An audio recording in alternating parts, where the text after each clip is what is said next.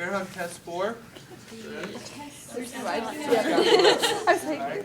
So the subscap's an internal rotator, so that's where our direction of force is going to go.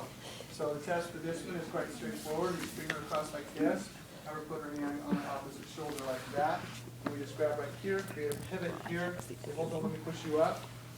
And just try to pull her hand off.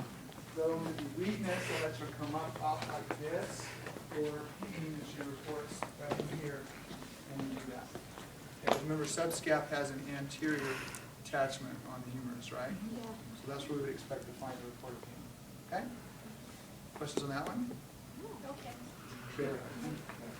Okay? Hawkins-Kennedy is a test 4.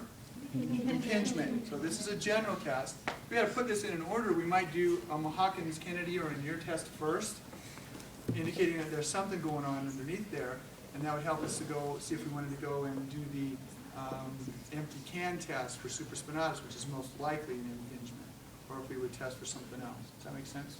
So we might do this one at first, kind of almost as a screen for rotator cuff involvement, and get more specific from there. The test is quite simple. We bring her up into 90 degrees of flexion like this, 90 degrees of flexion at her elbow, slight horizontal adduction like this. And all I'm going to do is take my hand, create a pivot point right here, and then passively I move her into extreme internal rotation like this. What that does is rolls those tubercles right up underneath the acromial shelf. Okay? Yeah, and even if you don't have anything wrong, you can feel the compression in there. Right? Oh no!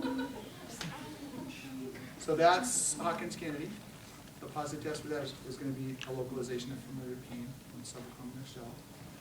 In Neer's test, we just have her come into a complete internal rotation like this, and then I passively move her up, or I can have her come up as far as she wants to, and I take over, and we'll do this. I'm going to stabilize her scapula, and I'm just going to bring her up pop, just like this. And that's another one that, even if you don't have anything wrong, you can feel the compression in that in those structures.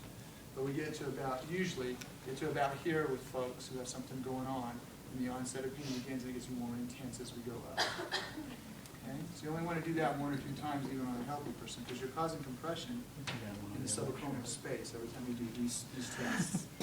Okay? Any questions on those?